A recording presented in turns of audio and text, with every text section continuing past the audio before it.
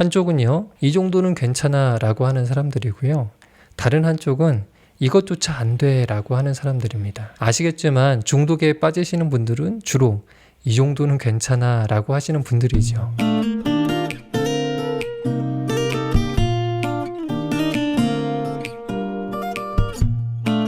안녕하세요. 마음치유공간 여백의 여백지기입니다. 도박 중독 회복 과정에서 겪게 되는 가장 무서운 일 혹은 가장 피하고 싶은 일은 바로 재발일 것 같아요. 어렵게 마음을 잡아서 도박을 중단하고 회복을 하고 있는데 도박 문제가 재발된다면 얼마나 허탈하고 절망적일까 싶습니다. 선행 연구나 임상적 경험들에 의하면요, 회복 과정에서 재발은 필연적이라고도 말을 하거든요. 근데 과연 재발은 피할 수 없는 걸까요? 우선 많이들 궁금해 하시는 것이 실수와 재발의 차이입니다. 단도박을 하며 회복 중에 도박을 하게 되는 경우가 있는데요. 어디까지가 실수이고 어디서부터가 재발이라고 할 수 있을까요? 우선 실수는 단도박을 잘 유지하다가 도박에 손을 댄 것 또는 한 번 도박을 한 것으로 보통 정의를 합니다. 일시적인 충동에 못 이겨서 실수했다고 보는 거죠. 단발적인 사건이라는 것, 지속적이지 않다는 것이 핵심이라고 할 수 있어요. 실수는 보통 단도박과 회복이라는 큰 흐름을 깨트리지는 않습니다. 단발성 실수 후에 보통 다시 회복의 본 궤도에 돌아올 가능성이 많다고 할 수 있죠. 반면에 재발은 도박 문제가 치유되기 이전의 상태, 그 상태로 돌아가는 것을 의미합니다. 단순히 도박에 손을 댄 것을 넘어서요, 과거 도박에 빠져 있을 그때의 기분, 그때의 생각, 이런 것들에 사로잡히거나 당시의 생활 패턴이 다시 재현되는 상태라고 볼 수가 있어요. 삶의 균형이 다시 깨진 상태라고도 할 수 있습니다. 우리나라에 있는 사행산업통합감독위원회에서는요, 다음과 같이 재발을 정의하고 있어요. 2주 이상 도박을 하지 않다가 도박과 관련된 자신의 목표를 어기고 하게 된 모든 도박을 재발이라고 봅니다. 또는요, 통제감을 상실했다는 느낌이 수반되는 그런 과잉 도박을 가리켜서 또 재발이라고도 정의합니다. 12개월 이상 도박을 중단한 후에 2회 이상 발생한 도박으로 통제력을 상실했을 때, 이런 때를 재발이라고 하고요. 또 12개월 중단 후에 2회 이상 발생한 도박으로 문제 행동의 재발이 상당 기간 지속될 때, 또 단도박하기로 결심하고 행동한 후에 다시 도박에 대한 통제를 상실한 경우, 이런 경우를 재발이라고 정의하고 있습니다. 정리해보면 재발은 단순한 한 번의 실수에서 한 단계 더 나아갔다고 할 수 있어요. 도박행위가 반복되거나 지속되고요, 과거 문제가 되었던 문제의 패턴들이 다시 작동하는 상태라고 볼 수가 있습니다. 실제적인 차원에서 보자면요, 실수에 대해서 적절하게 다루지 못했을 때, 이런 때 재발에 이르게 된다고 볼 수 있겠습니다. 여기서 한 가지 살펴볼 것이 있는데요, 가상 베팅이나 상상으로 하는 도박도 재발로 볼 수 있을까요? 가령 예를 들어서 스포츠 도박을 과거에 하던 사람이 도박을 중단하고 회복하는 과정에서 가상으로 베팅을 한 경우, 이렇게 스포츠 중계를 보면서 옛날이었다면 내가 이 팀에다 이거를 걸었을 것 같은데 라고 이렇게 상상했던 경우, 이런 경우는 어떨까요? 알코올 중독 연구에서는요, 마른 주정이라는 개념이 있어요.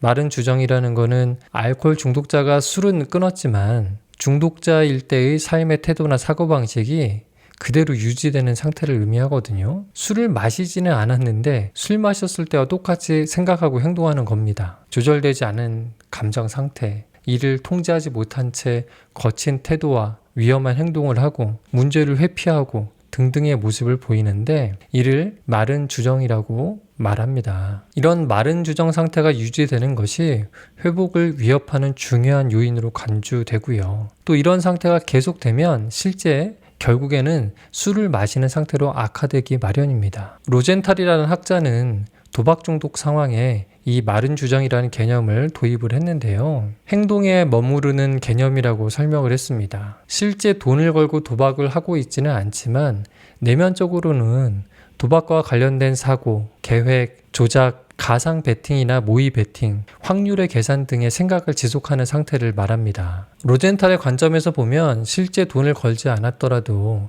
이렇게 내면에서 도박에 대해 상상하며 가상으로 베팅하는 행위도 재발의 한 형태로 간주할 여지가 있습니다. 물론 실제 중독 연구에서는 학자나 치료 모델에 따라서 이에 대한 의견에 차이가 많이 있어요. 여러분 아마 파블로프의 개 실험을 잘 아실 겁니다. 개에게 종소리를 먼저 들려주고 몇 초 후에 먹이를 제공합니다. 이것을 이렇게 몇 번 반복하면 개는 종소리가 울리면 먹이가 나온다는 사실을 학습하게 되거든요. 개는 처음에는 먹이가 나와야 입에 침이 고였어요. 그런데 이것이 좀 몇 번 반복되면 종소리만 듣고도 입에 침이 고이게 됩니다. 도박도 마찬가지인데요. 처음에는 도박을 해서 돈을 크게 땄을 때 그때 도파민이 뇌 속에서 과도하게 분비가 됩니다. 하지만 이것이 몇 번 반복돼서 학습이 되면요. 실제 도박하는 상황이 아니라 도박할 것을 계획하고 준비하는 시점에 기대할 때 이미 도파민이 분비가 됩니다. 가상 베팅이 재발이냐 아니냐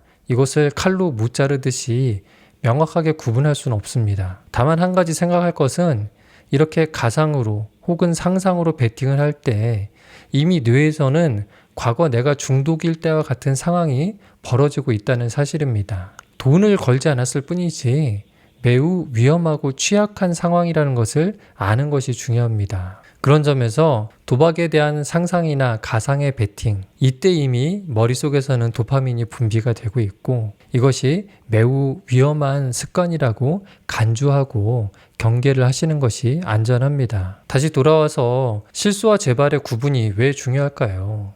실수인지 또는 재발인지에 따라서 대응 전략이 달라지기 때문입니다. 단순 실수라면요, 되돌릴 여지가 크지만 재발이라면 상태를 면밀히 평가해야 하고요. 구조적으로 크게 개입을 해야 됩니다. 보통은요, 실수가 발생했을 때 당사자가 자각을 하고 즉각적으로 주변에 알리고 멈춘다면 이 실수가 회복에 매우 중요한 밑거름이 될 수도 있습니다. 하지만 이를 방치하게 되면 정말 과거 심각한 중독 상태까지 악화될 수가 있거든요. 실제로 많은 분들이요, 실수 단계에서 상담사와 가족에게 이 사실을 알리지 않은 채 심각한 중독 상태까지 가는 경우가 꽤 많습니다. 때문에 실수 단계에서 자각을 하고 이를 중지하는 것이 매우 중요하다는 점을 다시 한번 강조하고 싶어요. 실수는 혹시 발생할 수 있는 재발을 미리 예방할 수 있는 아주 좋은 기회이자 재료라고도 할 수 있습니다. 때문에 실수를 아무렇지 않게 가볍게 여겨서는 안 되고요. 이 실수를 통해 현재의 환경이나 회복의 태도 혹은 루틴에 어떤 취약점들이 있는지 평가해보고 이것을 재조정을 해야 합니다. 한 번의 실수를 통해요, 문이 조금 열리면 에라 모르겠다 라는 마음이 드는 경우가 있거든요. 그러면서 문 전체가 열리게 되면요, 홍수와 같이 그동안 참았던 욕구가 폭발할 수가 있습니다. 재발은 하루아침에 일어나는 것이 아닙니다. 어느 날 갑자기 도박을 하는 상황이 내 앞에 쫙 펼쳐지고 당시 충동을 못 이겨서 갑자기 도박을 하는 것이 아니고요. 대부분은 서서히 도박을 향해 다가가고 있습니다. 혹은 도박을 할 준비를 무의식적으로 하고 있어요. 실제 도박은 안 하고 있지만 과거 도박했던 시절의 감정과 사고방식, 그때의 삶의 태도가 다시 드러나기 시작합니다. 자기의 내면 관리, 시간 관리, 돈 관리가 안 되기 시작해요. 뭔가 일상이 무료하고 쉽게 짜증이 나고 초조합니다. 회복을 위해 해오던 노력과 수고에 대한 동기를 잃어가거든요.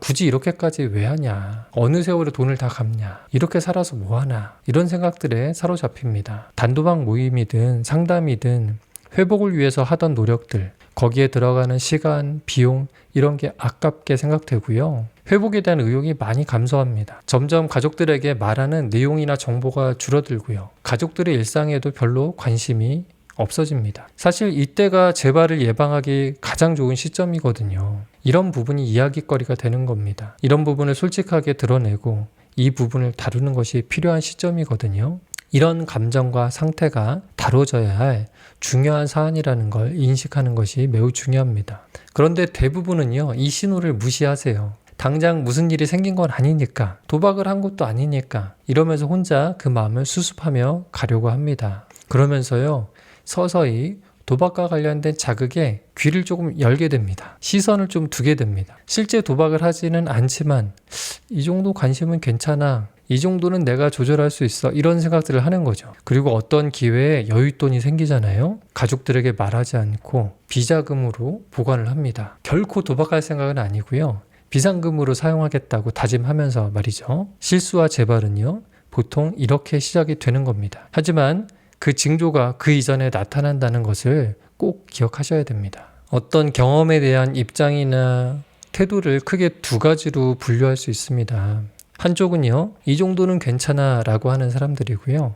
다른 한쪽은 이것조차 안 돼 라고 하는 사람들입니다. 아시겠지만 중독에 빠지시는 분들은 주로 이 정도는 괜찮아 라고 하시는 분들이죠. 하지만 이러한 태도는 회복에 있어서 매우 치명적이라고 할 수 있어요. 이것조차 안 돼 라는 조금은 보수적이고 엄격한 태도가 회복에 훨씬 도움이 많이 됩니다. 재발은 자신에 대한 자각이 부족할 때, 스스로에 대한 평가가 왜곡될 때, 그리고 방심하고 자만할 때 일어나게 됩니다. 반대로요, 재발을 예방하고 안정적으로 회복하려면 어떻게 보면 늘 각성 상태를 유지하고요, 스스로에게 엄격해야 됩니다. 항상 이런 상태를 유지하는 것이 몹시 힘들고 긴장감 높고 피로감이 높다는 것을 잘 압니다. 잠시 스스로에게 보상을 주면서 쉬어 가실 수는 있어요. 하지만 그 끈을 완전히 놓고 그 긴장을 완전히 놓는 것은 굉장히 위험합니다. 회복의 과정이 힘들지만요,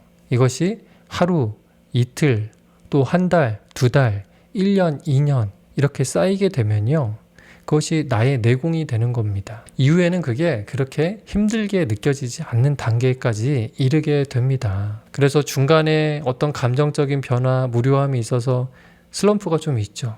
그래서 조금 이렇게 있다가 또 그것을 극복하고 또 몇 개월, 또 그것을 극복하고 몇 개월, 이렇게 내공이 쌓인다고 보시면 좋아요. 이런 고수의 단계에 이르면요, 인생이 매우 자유롭다는 것을 느끼게 됩니다. 내가 나 자신을 통제할 수 있다는 그 자신감, 그 통제감, 그 자율성이 여러분들에게 충만하게 느껴지리라 믿고 응원합니다. 지금까지 마음치유공간 여백의 여백직이었습니다.